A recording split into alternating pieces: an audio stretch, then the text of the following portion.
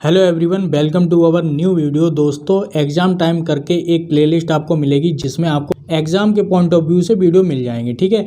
और ये सभी जो वीडियो होंगे ये आपके लिए बहुत ज़्यादा इंपॉर्टेंट होंगे और जब भी आपका एग्जाम होगा तो ये प्लेलिस्ट ज़रूर आप देख लेना पूरी की पूरी, ठीक है। इसमें एक क्वेश्चन भी हो सकता है या फिर कई क्वेश्चन भी हो सकते हैं, ठीक है। 5 क्वेश्चन भी हो सकते हैं या 10 क्वेश्चन भी हो सकते हैं, ठीक है। बस क्वेश्चन के ऊपर है कितना बड़ा है या छोटा है, ठीक है। तो यहाँ पर सबसे पहला सवाल देख लेते हैं। ये इम्पोर्टेंट है, ये प्लेलिस्ट इसीलिए ही बनाई गई है कि इसमें सारे के सारे इंपॉर्टेंट सवाल आएंगे, ठीक है। और ये आपको पढ़ना बहुत ज़रूरी है। यहाँ पर क्वेश्चन क्या कहता है, पाई माइनस ई, ठीक है। इसमें कई ऑप्शन आ जाएंगे। एक धनात्मक परमेय संख्या है, एक ऋणात्मक परमेय संख्या है, या अपरमेय संख्या है, या परमेय अपरमेय दोनों संख्याएं हैं, ठीक है। तो याद रखना जहाँ पर भी पाई आ जाए या फिर ई भी आ जाए, ठीक है। यहाँ पर क्या है कि मैथ में पाई की वैल्यू अलग होती है और ई की भी वैल्यू अलग होती है। पाई को अलग संदर्भ में भी यूज किया जा सकता है और ई को भी अलग संदर्भ में मैथ में यूज करते हैं, ठीक है। तो यहाँ पर जो पाई का जो मान होता है वो क्या होता है, 3.14। ये तो शॉर्ट फॉर्म में लिख सकते हो, ठीक है। लेकिन आगे और भी संख्या होती है जैसे 1, 5, 9, ठीक है। यहाँ पर ई का मान भी होता है, ठीक है। तो कितना हो जाएगा, 2.71828, ठीक है। ये ई का मान हो गया और ये किसका मान हो गया, पाई का मान हो गया। इसे आप लोग घटा भी सकते हो, ठीक है। जो वैल्यू आएगी वो किस में आएगी, दशमलव में ही आएगी, ठीक है। तो जहाँ पर भी पाई और ई आ जाए तो समझ लेना वो क्या है, अपरमेय संख्या है, ठीक है। तो ऑप्शन नंबर सी आपका बिल्कुल सही हो जाएगा। दूसरा सवाल भी उसी तरीके का है, सेम। इसमें क्या कहा गया है कि पाई है एक। क्या है पाई, यानी कि पाई को क्या कह सकते हैं, परमेय संख्या कह सकते हैं। देखिए, परमेय संख्या क्या होता है कि पी अपॉन क्यू की फॉर्म में होता है, ठीक है। जिसमें क्यू जो होता है वो इक्वलिटी इज नॉट जीरो होता है, ठीक है। तो यहाँ पर जो क्यू है वो जीरो नहीं होना चाहिए, ठीक है। लेकिन अपरमेय संख्या में क्या होता है, कोई भी संख्या पी अपॉन क्यू की फॉर्म में नहीं होता है, ठीक है। ये कौन कौन सी संख्याएं हो सकती हैं, जैसे पाई हो सकता है, ठीक है। यहाँ पर 3π+2 हो सकता है, ठीक है। पाई प्लस √2 हो सकता है, ठीक है। √2 हो सकता है या फिर √3 हो सकता है। इनमें से कोई संख्या आप दिमाग में एक स्ट्रक्चर बना लीजिए इन संख्याओं का, ठीक है। और यहाँ पर देख लीजिए रूट वाली संख्या या फिर पाई वाली संख्या अगर आ जाती है तो समझ लेना ये अपरमेय संख्याएं हैं, ठीक है। यहाँ पर अभाज्य संख्या कौन सी होगी, जैसे सबसे छोटी अभाज्य संख्या 2 है, तो जो 2 संख्या है वो 1 से भी कट सकती है और 2 से कटेगी। इसका मतलब है कोई भी ऐसी संख्या जो स्वयं से कटे या फिर 1 से कटे, सिर्फ 2 ही संख्याओं से कटती है, उन्हें क्या कहते हैं, अभाज्य संख्या कहते हैं, ठीक है। जैसे मान लेते हैं यहाँ पर 11 है।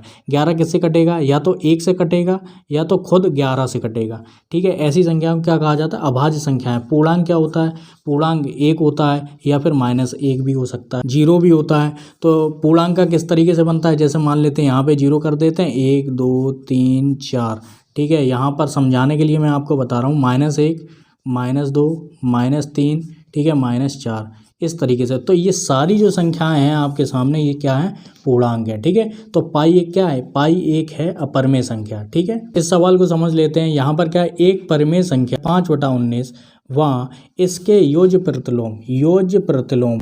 इसमें क्या होता है कि योज्य प्रतिलोम जहाँ पे भी आ जाए तो समझ लेना आपको चिन्ह बदलने हैं। अगर प्लस है तो माइनस करना है और अगर माइनस है तो प्लस करना है, ठीक है। तो योज्य प्रतिलोम में आपको यही चीज़ याद रखनी है, ठीक है। गुणात्मक प्रतिलोम है, उसमें क्या है कि संख्याएं पलट जाती हैं, नीचे की ऊपर आ जाती हैं, ऊपर की नीचे, यानी कि अंश को हर बना देते हैं, हर को अंश बना देते हैं, ठीक है। अब सवाल को समझ लेते हैं। एक परमेय संख्या 5/19, ठीक है, वहाँ इसके योज्य प्रतिलोम के गुणनफल। सबसे पहले याद रखना, एक परमेय संख्या कौन सी है, 5/19, ठीक है। यानी कि ये एक परमेय संख्या है, इसके योज्य प्रतिलोम। तो इस संख्या का योज्य प्रतिलोम निकालना है, तो 5/19 का योज्य प्रतिलोम कितना है, ये प्लस का है तो इसे क्या कर देंगे, माइनस का कर देंगे, माइनस के 5/19 कर देंगे, ठीक है। तो सवाल देखिए फिर से, एक परमेय संख्या 5/19 व इसके मतलब इसके योज्य प्रतिलोम के गुणनफल, यानी कि यहाँ तक आपको देखना है, ठीक है। इन दोनों का क्या करेंगे, गुणनफल करना पड़ेगा, यानी कि इसका और इसका, ठीक है। तो दोनों का गुणनफल बराबर कितना हो जाएगा, देखिए 5/19 गुणे माइनस के 5/19, ठीक है। इन दोनों का गुणा करेंगे तो कितना हो जाएगा, 5×5 = 25 हो जाएगा। बटे लगाएंगे 19 का वर्ग करेंगे या फिर 19 का 19 में गुणा करेंगे तो कितना हो जाएगा 361 हो जाएगा।